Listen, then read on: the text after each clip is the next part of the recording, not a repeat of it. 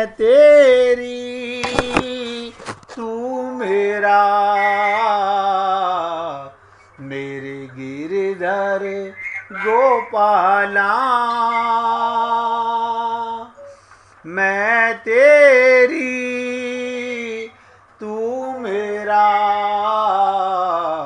मेरी गिरधर गोपाला।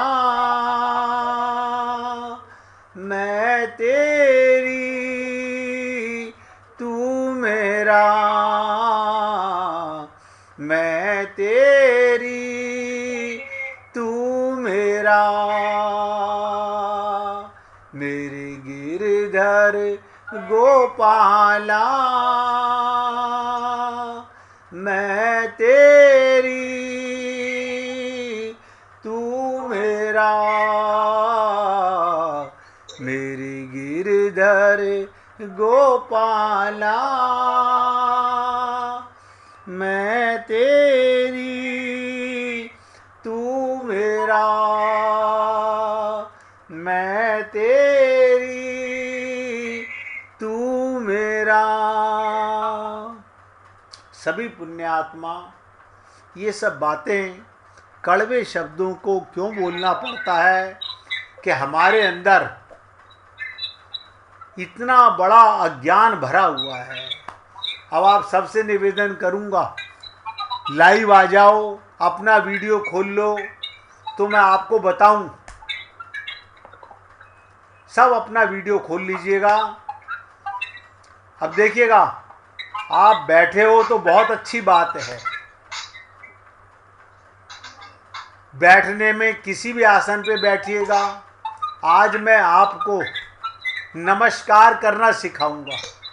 आप लोगों ने अपने गुरु को, अपने इष्ट को, अपने परमात्मा को नमस्कार खूब किया होगा, खूब नमस्कार किया होगा। लेकिन आज मैं वो ध्यान का मार्ग आपको नमस्कार का बताना चाहता हूं। देखिए, स्पीकर जिसका खुला हुआ स्पीकर बंद कर लीजिए अपना। भाई जी आपका खुला हुआ है शायद स्पीकर, या अशोक जी का बंद कर लीजिए। अब मेरी आवाज़ आपको आएगी। जब आपको बोलना हो तो अपनी आवाज़ खोल लीजिएगा। आज आपको नमस्कार करना। किसको नमस्कार करना? जिसके हम अंश हैं। हम किसके अंश हैं? परमात्मा के अंश हैं। आपने सुना, ईश्वर अंश जीव अविनाशी। आप शरीर माता पिता का अंश हो सकता है, ये प्रकृति का अंश है। ध्यान दीजिएगा, प्रकृति स्त्री होती है और पुरुष परमात्मा होता है। आप सोचो, ऊपर सूर्य निकल रहा है और नीचे जल भरा हुआ है। अब जल के अंदर जो सूरज का प्रतिबिंब पड़ता है तो आपको क्या नजर आता है? सूरज की परछाई। ऐसे ये जीव जो बना, ये क्या है? परमात्मा की शक्ति का अंश है। लेकिन क्योंकि नजर आ रहा है ये केवल छाया मात्र है। कहते ना, अहम ब्रह्मास्मि। हमें आत्मा से परमात्मा के साथ अपना संबंध था, है और रहेगा। अब हमें कब ये ज्ञान होगा? अहम ब्रह्मास्मि, मैं तो तू ही हूं। जब अपने को उसका अंश मानेंगे। अगर आपको पता चल जाए, देखो आपको कितना ज्ञान है, सूर्य का पानी में अक्ष देखने के बाद में आपको दो सूर्य नजर आते हैं? कहते हो नहीं नजर आते, सूर्य तो एक ही है। इसलिए एक ही परमात्मा है, एक ही प्रकृति है। उस पे जो छाया पड़ी वो जाकर के जीव की कल्पना कर ली और जीव के अंदर 84 लाख योनियों में भटकने लगा। अब हमको उसी परमात्मा का ध्यान करते हुए उसको नमस्कार करना है। अब नमस्कार का मतलब क्या होता है? आप सोचिएगा, आप सब लोगों ने अपने अपने इष्ट बना रखे होंगे। कोई कृष्ण का भक्त है, कोई राम का भक्त है, कोई महाविष्णु का भक्त है, कोई शंकर भगवान का भक्त है, कोई देवी का भक्त है, और सबके साथ में मैंने कहा हर देवी देवता के, हर भगवान के मंत्र में ओम शब्द आता है, ओम शब्द आता है। और आज मैं फिर आपको ओम से ही बताऊंगा। ओम अपने आप में, ओम अपने आप में एक मंत्र है। ओम का उच्चारण करने से सारे भगवान का ध्यान हो जाता है। जिसे नानक जी ने कहा एक ओंकार सतनाम, वो एक ही है। उसके साथ ओम रामाय नमः, ओम नमो भगवते वासुदेवाय, ओम नमो शिवाय, ओम देवभ्याय नमः, किसी को भी लगा लीजिएगा, ध्यान एक का होता है। अब हमें नमस्कार करना है। नमस्कार का मतलब क्या होता है? नमन करना। नमन का मतलब क्या होता है? अपने मस्तक को, अपने मस्तक को अपने इष्ट परमात्मा के चरणों में उतारना। अब कैसे उतारे? ध्यान दीजिएगा। जो कर सकते हैं वो तो जो मैं बताऊंगा वो करेंगे, जो नहीं कर सकते वो नहीं करेंगे, सुनेंगे लेकिन मन से ऐसा फील करेंगे। क्या? ध्यान दीजिएगा। सांस भरना है और गर्दन को पीछे तक ले जाना है, और सांस भरते हुए क्या अंदर से आवाज आनी चाहिए? ओम का उच्चारण करना है। यानी अपनी रीढ़ की हड्डी को पूरा बैंड कर देना है। जैसे धनुष बैंड हो जाता है। नहीं कर सके खाली गर्दन कीजिए। जो कर सके, जिसकी रीढ़ हड्डी की हड्डी लचीली होगी वही कर पाएगा, हर व्यक्ति नहीं कर पाएगा। तो ध्यान दीजिएगा, हमें क्या करना है? ओम का उच्चारण करते हुए पूरे एकाग्रचित से सांस भरते हुए पीछे जाना है। ये किसका ध्यान कर रहे हो? अपने इष्ट का ध्यान करते हुए, अपने प्रीतम का ध्यान करते हुए, अपने परमात्मा का ध्यान करते हुए, अपने गुरु का ध्यान करते हुए, जो आपको सबसे प्रिय लगे उसका ध्यान करते हुए ओम का उच्चारण करते हुए पीछे की तरफ जाएंगे जितना जा सकते हो। और सांस छोड़ते हुए भी ओम का उच्चारण करना है। और सीधा हम कृष्ण के भक्त हैं, भगवान श्री कृष्ण के चरणों में मस्तक को रखना है, ध्यान करना है। पूरे कृष्ण को मत देखने लगना। भगवान के चरणों में, राधा रानी के चरणों में, राम के चरणों में, विष्णु के चरणों में। इससे क्या होगा? आपका मन एकाग्र होने लगेगा। हमारा चंचल क्या है? मन। हम सत्संग में बैठे हैं, मंदिर में बैठे हैं, वो इधर उधर भाग रहा है। जब आप ये नियम करोगे, सांस भरते हुए ओम, सांस छोड़ते हुए ओम, तो भरते हुए इसलिए कि अपने प्रीतम को मैं भरने का मतलब है अपनी अंजलि के अंदर पुष्प भर रहा हूं और अपने प्रीतम के चरणों में उसे अर्पित कर रहा हूं, झुक रहा हूं। और झुकते समय 1 सेकंड 2 सेकंड रुकने का प्रयत्न कीजिएगा। अब सब वो कीजिएगा, किसी की रीढ़ की हड्डी नहीं मुड़ रही है, कोई बात नहीं, गर्दन तो मुड़ती है ना, गर्दन तो मुड़ती है। गर्दन को जितना मोड़ सकते हैं उतना मोड़िएगा। आगे झुके तो झुकाने का प्रयत्न कीजिए, पीछे ले जाना हो तो पूरा प्रयत्न कीजिए। और जो रीढ़ की हड्डी को इससे होगा क्या, वो बताता हूं आपको मैं। आपके सांस, आपका मन बिना सांसों के काम नहीं करता। जब आप सांस लेते हो नाभि से आता है और सहस्त्रार तक जाता है, पीछे तक, तो आपको धीरे धीरे पूरी रीढ़ की हड्डी में, रीढ़ की हड्डी में सांस का आना और जाना महसूस होने लगेगा कि कहाँ से आ रहा है, कहाँ से जा रहा है। हम लोग करते नहीं तो अभ्यास नहीं हो पाता है। तो अब आप 5 मिनट तक बोलना नहीं है, केवल ओम, देखिए पहले देख लीजिए मेरे को,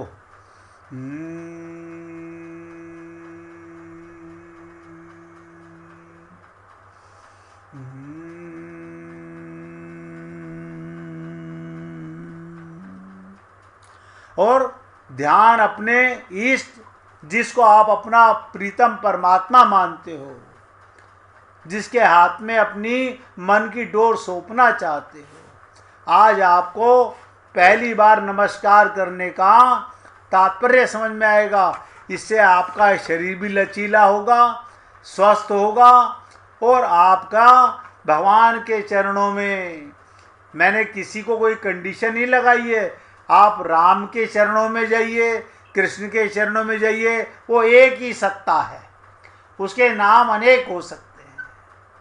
इसलिए 5 मिनट तक एकाग्रचित्त होकर के ये ध्यान की क्रिया कीजिए।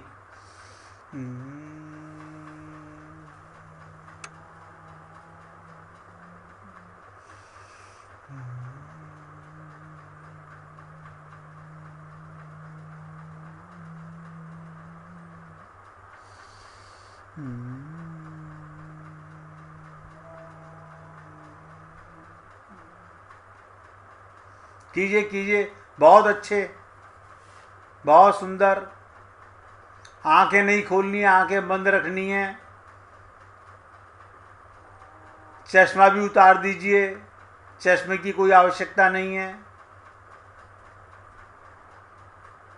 ओम का उच्चारण करते हुए सांस भरते हुए पीछे जाना है, और ओम का उच्चारण करते हुए अपने इष्ट के चरणों में उनके नखों को देखना है, उनके चरणों पर अपना मस्तक टिकाना है।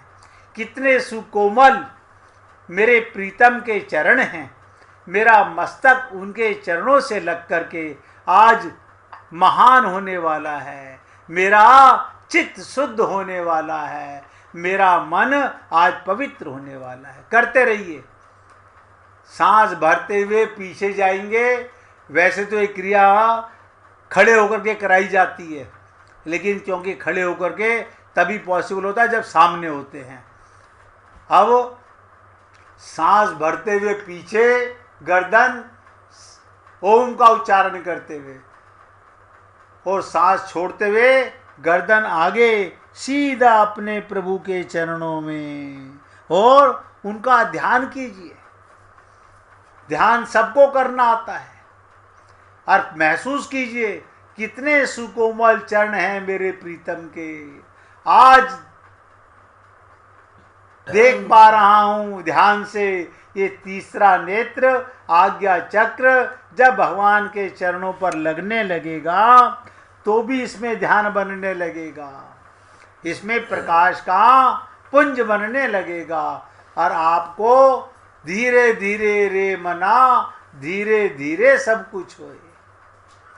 करोगे हम कामयाब होंगे।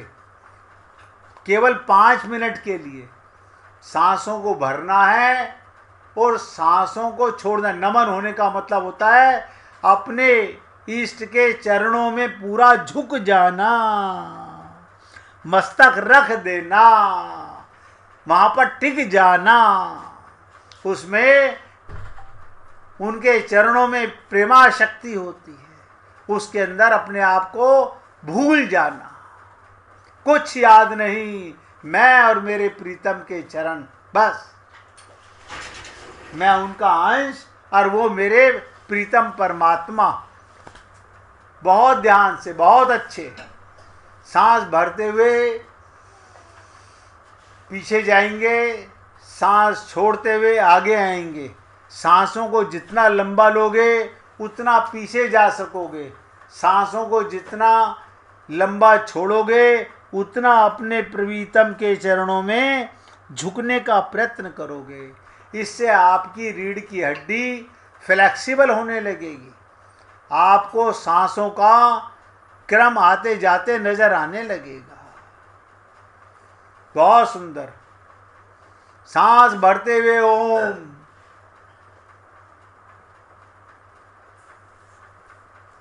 कानों से सुनते रहिए और सांसों से ओम का उच्चारण करके अपना ध्यान, अपना मन अपने प्रीतम के चरणों में लगाते रहिए बस। और जब टिकाओ चरणों में तो पूरे एकाग्र से तीसरी आंख से उन्हें देखने का प्रयत्न करो। हे नारायण, हे गोविंद, हे राम, तुम्हारे आज नखों का स्पर्श मैं अपने मस्तक से कर रहा हूँ। आज मुझे महसूस हो रहा है कि आपके चरणों के स्पर्श से कितना आनंद मेरे हृदय में आ रहा है। बहुत सुंदर, अति सुंदर, कीजिए। और ये करते करते जब मैं आपको लास्ट 1 मिनट रह जाएगा तो बताऊंगा कि फिर धीरे धीरे एकदम से आंखें नहीं खोलेंगे, बहुत एकाग्रचित होकर के पीछे जा रहे हैं। अब धीरे धीरे रीढ़ की हड्डी को सीधा कर लेंगे और केवल गर्दन से पीछे और गर्दन से आगे, केवल गर्दन से पीछे ओम भरते हुए और ओम कहते हुए गर्दन से आगे। बहुत सुंदर, अति सुंदर। शब्दों की भी गहराइयां होती हैं, शब्दों की भी एक शक्ति होती है। जब संत महात्मा के शब्द हमारे कानों पर टकराते हैं तो हमारे अंदर प्रेमा शक्ति पैदा करते हैं। अब सभी भक्त लोग अपनी हथेलियों को मलते हुए अपनी बंद आंखों पर रखने का प्रयत्न कीजिएगा और बहुत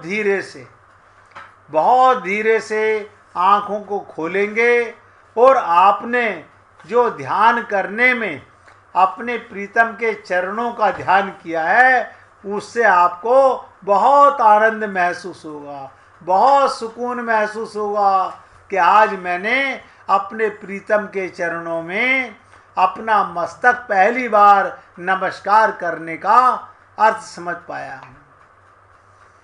धीरे धीरे आँखों को एकदम नहीं, आराम आराम से खोलिएगा, क्योंकि रीढ़ की हड्डी से सांसों का आना जाना, हथेली मल करके गर्माहट से आँखों को खोलना। फिर आप मेरी तरफ देखते हुए ध्यान से सुनिएगा।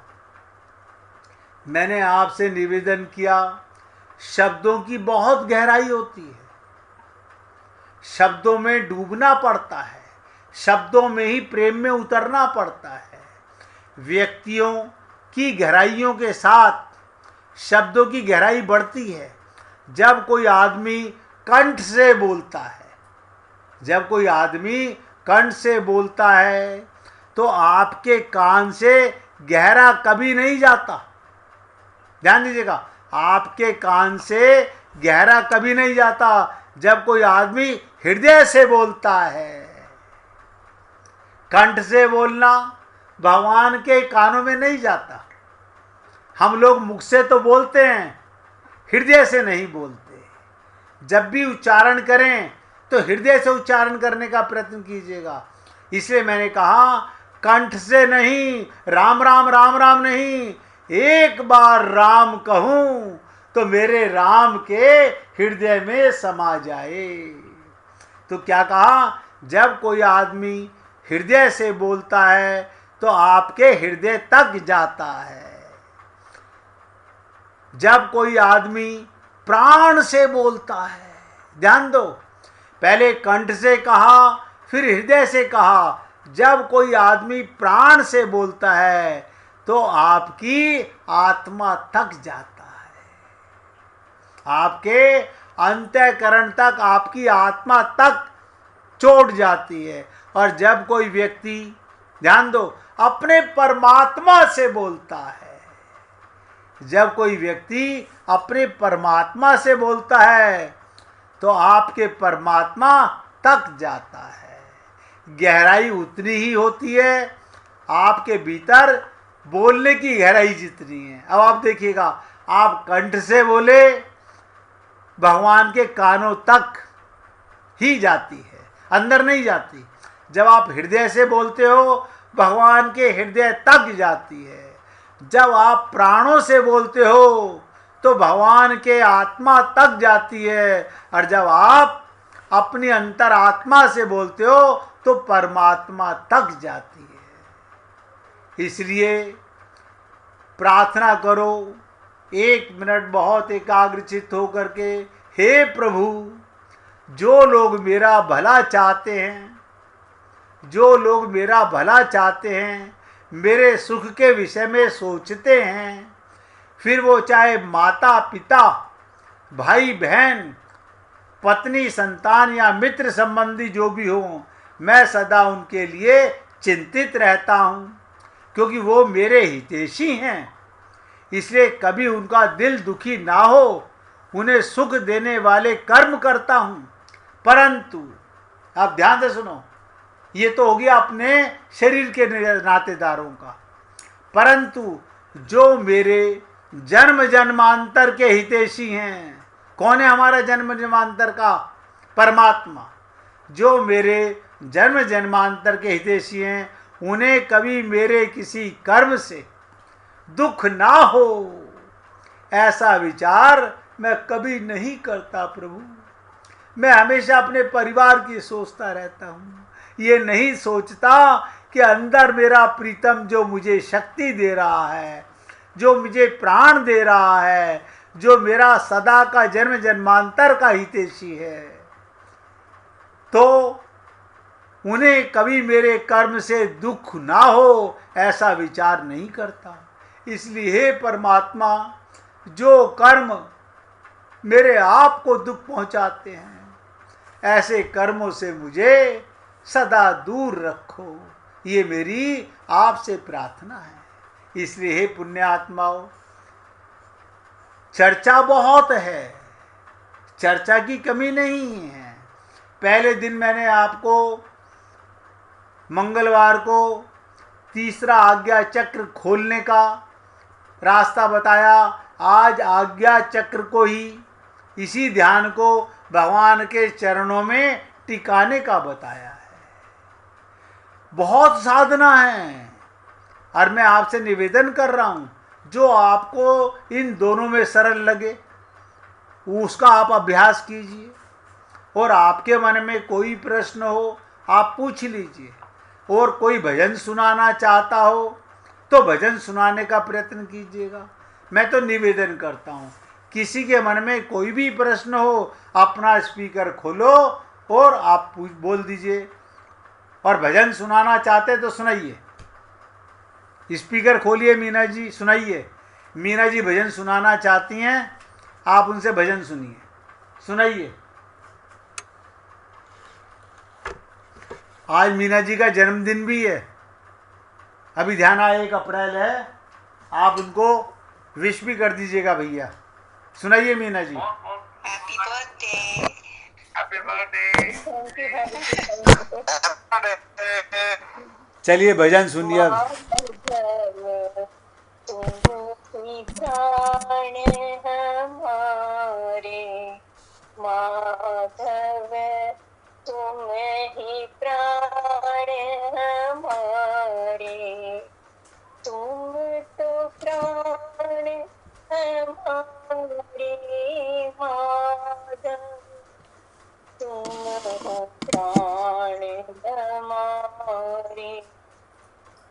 जप न जानो तप न जानो, ध्यान न जानो मंत्र न जानो, केवल शरण तिहारे माधव, तुम ही प्राण हमारे माधव, तुम ही प्राण हमारे। तेरी सुरतिया मन मोर बस गई, तेरी सुरतिया मन मोर बस गई, नैन प्रभु ऐसे रम गई जो नैनों में कजरा रे। माधव तुम ही प्राण हमारे, माधव तुम ही प्राण हमारे। लागी तुमसे कभी न छूटे, लागी तुमसे कभी न छूटे। चाहे जगत भले ही छूटे, सदियों से हो न्यारे। माधव तुम हो प्राण हमारे, माधव तुम हो प्राण हमारे। दासी कहे चाहे दुनिया रूठे, दासी कहे चाहे दुनिया रूठे। श्याम मेरे ना मुझसे रूठे, श्याम मेरे ना मुझसे रूठे। तुम नैनों के तारे, माधव तुम्हें ही प्राण हमारे, माधव तुम्हें ही प्राण हमारे। माधव तुम ही प्राण हमारे। बोलिए वृंदावन बिहारी लाल की जय। जय जय श्री राधे, जय जय श्री राधे। बोलिए लाल जी का मंगल हो, सभी भक्तों का मंगल हो। सबको राधे राधे भैया, गुरु जी का मंगल हो। सबको राधे राधे भाई, राधे राधे, राधे राधे, सबको राधे राधे जी, राधे राधे, सबको राधे राधे भैया, राधे